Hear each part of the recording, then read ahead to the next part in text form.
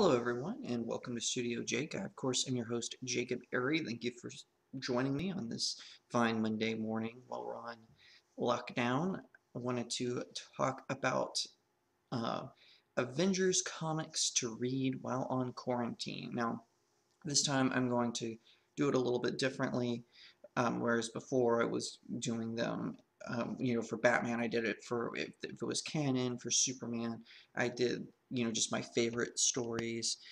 For Avengers, I'm going to go in chronological order based on when they were released, and that way it's a little bit easier, so that we can get an idea of how the Avengers expanded. Now, some of these are crossovers with other with other teams or superheroes who usually aren't with the Avengers. So you're gonna be hearing a lot of those, but keep in mind most of these are primarily Avengers stories, and I think they're all ones that you can enjoy, and some of them you may even recognize.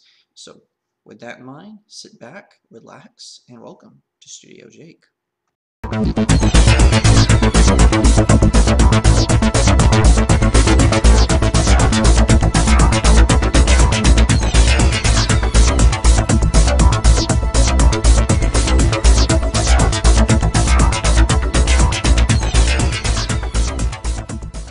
Okay, so here are 10 Avengers comics to read while on quarantine.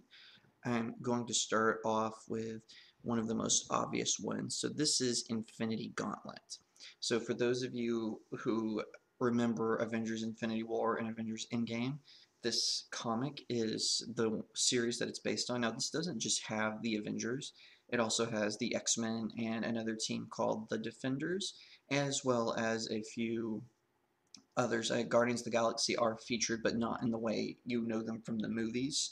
But it's written by Jim Starlin and George Perez. Now, just so you know, this is a very different Thanos. The main villain is Thanos. He is collecting what's called the Infinity Gems in the comic books, but he's very different than what you might recognize in the films. He's less altruistic, and he is more of what they call a mad titan.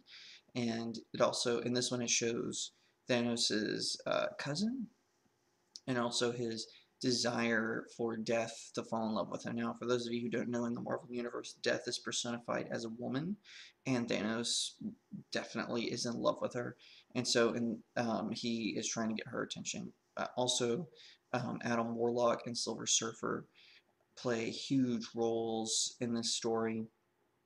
It's very interesting, and it's very epic. It's definitely one for the ages. I believe it won awards even. It's that impressive. I think it's one of my favorite Avengers story. And like I said, it's very different from the movie. So if you're expecting a movie adaptation, you will be disappointed because the story is very different, and Josh Brolin's Thanos is different. Not in a bad way. Josh Brolin did a great job as Thanos, but I just mean for the sake of this story, he is very different. There are several follow-ups. There's one that's called Infinity War, and it's unrelated to the film, like totally. But there's one called Infinity War. I think there's one called Infinity Watch, and a handful of others. So I think there's one called the Thanos War, but that one's more recent. Highly recommend it. Definitely check it out. Next up is X-Men Avengers Onslaught. So this one comes in an omnibus, and it's where Professor X, um, he at some point prior, he uses his abilities to try to attack Magneto psionically, but when he does, Magneto kind of fights back mentally, and so it creates this new personality inside Professor X, which is Onslaught. So he's like a combination of Magneto and Professor X, and he's incredibly evil, as you can probably imagine. Very manipulative, very powerful. He's so powerful he can actually stop Juggernaut. For X-Men fans, you know Juggernaut is unstoppable. That's his. Once he starts moving, he can't be stopped. So the X-Men, well, primarily he is an X-Men villain. It ends up that they have to work with the Fantastic Four and the Avengers and Spider-Man. This is before Spider-Man was an Avenger, they have to work with them, and the Avengers eventually kind of take a prominent role in the story and take it over. Like I said, primarily starts as an X-Men, but it definitely turns into an all-out battle, and it's a fantastic story arc. If you can get the omnibus, for some reason Amazon has it as really expensive. I don't know if a lot of people are just buying it because they're afraid that it's going to get run out, but it's a very good storyline, very good story arc. I highly recommend it. Okay, up next is The New Avengers by Brian Michael Bendis with several authors because it goes. So The New Avengers, what happens in the original is there's a story arc called Disassembled where Scarlet Witch kind of goes a little crazy and things happen. She kills the second Ant-Man, although you find out he's really alive, of course, because none of these characters ever die. Also, another Avenger, I think he actually was dead. They managed to kill off one, and so the Avengers disassemble. Well, then they have to come back together, but it's a different team. So it's Iron Man, Captain America, Spider-Woman, Spider-Man, finally, Sentry, Luke Cage, and Wolverine. They come together and create a team called the New Avengers, and they're battling Sauron, which is an X-Men villain. That's how Wolverine gets involved, and then they become like a more permanent Avengers team. And it's really good. It's a great collection of stories. It was kind of just on the cusp of prior to the SJWs infecting the comics, so they're really exciting stories, really amazing. I definitely recommend it. Besides just the Sauron story, there's a lot of drama. Like there's some drama between um, there's a lot of drama between Spidey and Wolverine that ends up happening, and just aside from them also stopping the bad guys. Okay, so, okay, technically this is a Hulk story, but the Avengers are involved, and it's World War Hulk, written by Greg Pat, and again, a ton of other artists like John Romita Jr., David Finch, they helped illustrate this. So Hulk had been blasted off in Planet Hulk, and he develops a new Hulk personality to cope with being launched into space. He was launched by Tony Stark and Mr. Fantastic, Black Bolt, Doctor Strange, Professor X, because they couldn't tame the Hulk, so they blasted him into space on the planet Sakaar. Um, and Thor Ragnarok is based a lot on that story. For those familiar with that one, that film, and so what happens is the ship that brought Hulk to Sakaar explodes, and it kills a lot of people, including some loved ones that Hulk had gotten connected with on Sakaar.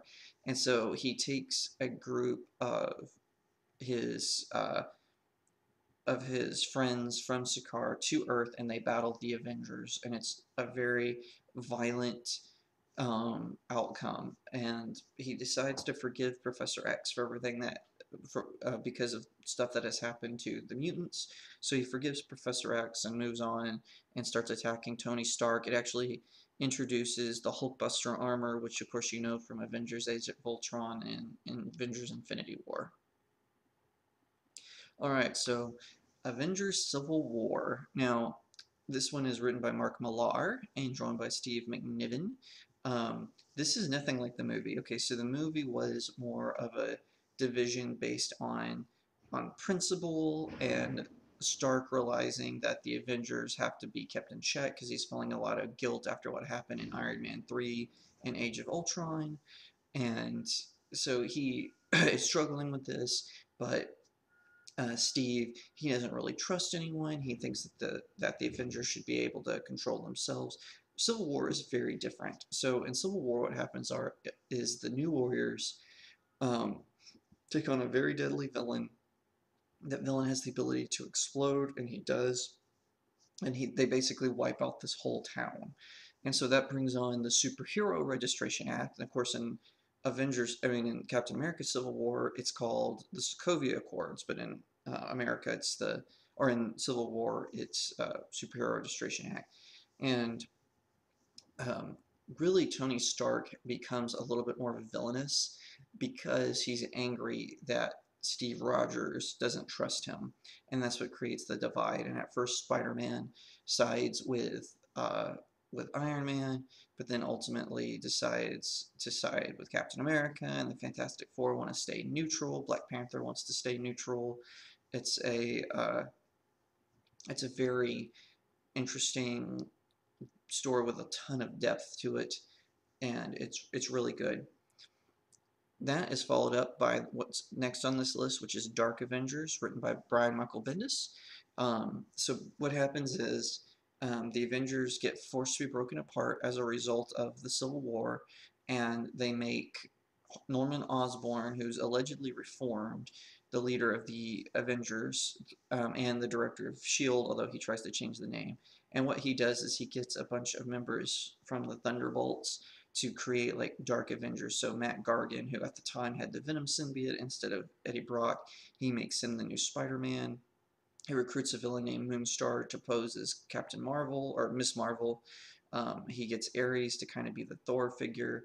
The Daredevil villain Bullseye, he dons the Hawkeye costume, and they recruit a Kree soldier to be the new Captain Marvel. And Norman becomes the Iron Patriot. He breaks into Tony Stark's vault in the Avengers and redoes one of the costumes. And this story is actually pretty good. I didn't really know what to think about it when I first heard it being announced, but it's actually a pretty good story. It's kind of an undercurrent of what's called the Dark Reign, where Norman is the leader of the Avengers. Um, Thor comes back from this during this time. He comes back, as does Captain America. Um, it's because Captain America had well, I won't give it away, but Thor and Captain America come back as a result of the story arc. There is an epilogue, which I'm going to give an honorable mention, called The Siege, where the Dark Avengers try to attack.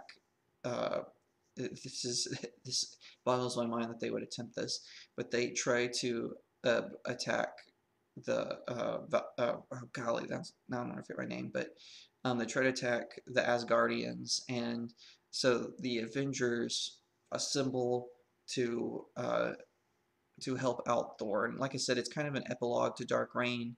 It doesn't bring in any new. Um, it doesn't bring in really anything new to the story, but it's just like an epilogue about how the Avengers finally face off against the Dark Avengers. It's really a good story.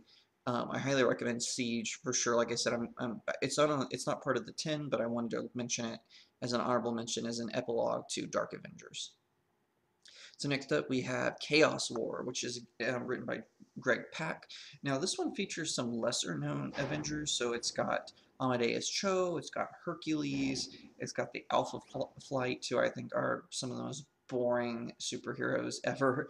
But besides that, it's got Hercules and Thor, and they're fighting the Chaos King, which is a creature from another dimension who has basically he steals the powers of Nightmare, who is a Doctor Strange villain, and he starts to use Nightmare's powers to alter reality, and so all these demigods have to get together and fight, and it's again a really interesting story.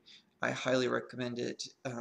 Now, if you're not if you're a fan of Thor, because Thor is on the cover, you might be a little disappointed because Hercules is the main character in this. Thor is not. He kind of he works with Hercules. I do think it's good. I would have liked to have seen other Avengers have more prominent roles in them, but aside from that, I really think it's really interesting. It's a whole new take. It kind of because one of the things that I always liked about Marvel was their dive into sort of more fantasy, because DC primarily is science fiction. Like even with Wonder Woman, they always kind of bring her into the realm of science fiction. So one thing I always liked about Marvel was they have no problem diving into fantasy, and so Chaos War is definitely one of these, and that leads us to Fear Itself. This is probably my favorite Avengers story. It has the original Avengers, it has the new Avengers. What happens is Thor's uncle that Odin had in prison, because he's incredibly powerful and very dark and evil, he emerges and escapes from his prison, and Odin wants to lock the Asgardians and just let him run rampant. He's called the Serpent. He just wants to let him run rampant on Earth. Thor, of course, does not want to do this, and so he rallies the Avengers, and it's got some incredible artwork by Stuart Immonen. I hope I'm pronouncing that right. Let me know in the comments below. Um, some incredible artwork by him. Fantastic series.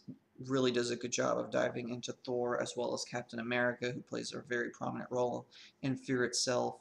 I honestly was hoping they would make a movie version of this. The animated series Avengers Assemble did like a really watered down version of Fear itself in an episode. Um, was not as good as the comic, which is written by Matt Fraction. I highly recommend it. It's good, it's entertaining, it's a great wild adventure. Alright, so next we have, again by Brian Michael Bendis, he just can't stop, won't stop. It's also got some other authors tied to it, like Jason Aaron, some um, really great artists as well, like John Romita Jr. and Adam Kubert, Jonathan Hickman also. Um, this story is amazing. So what is happening is this takes place after House of M, and Scarlet Witch has basically switched off the mutant gene for all except a little over 100 mutants. So the Phoenix Force is coming, and but they find this one mutant girl was born. They name her Hope, and so the X-Men are like protecting her because they see her as, you know, the hope of the mutant kind. Well, they think the Phoenix is coming because it's attracted to Hope.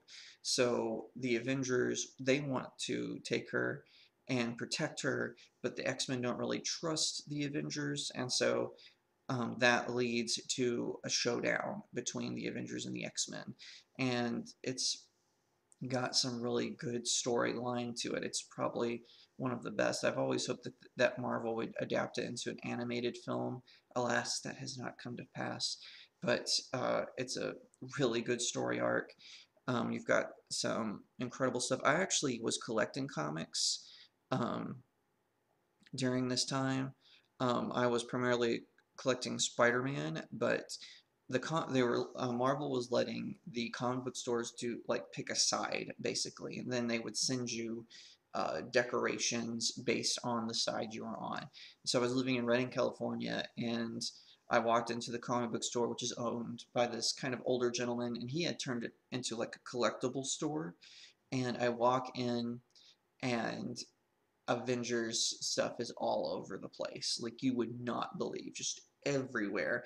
And so I said, I'm going to go out on a limb and say you're rooting for the Avengers. And he kind of laughed and said, well, Captain America is my favorite. And I was like, okay, well, then you're definitely going to root for the Avengers.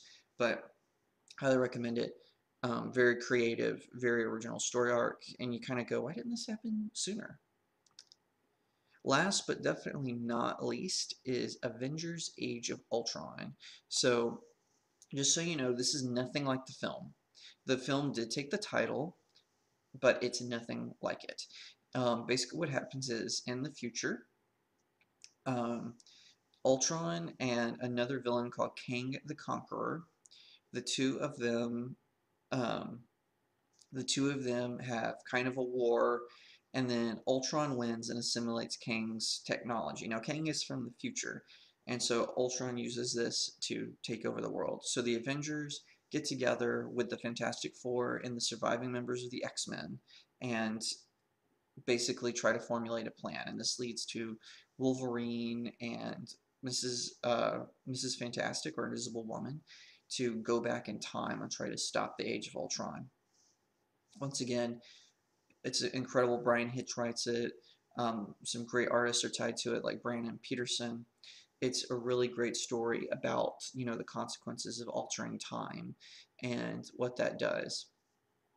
And I really think it's good. I like because it does a little nod to the original Ultron creation at the end of the story. So can't go wrong with that. And well, there are your 10 Avengers comic books to read while you're on quarantine.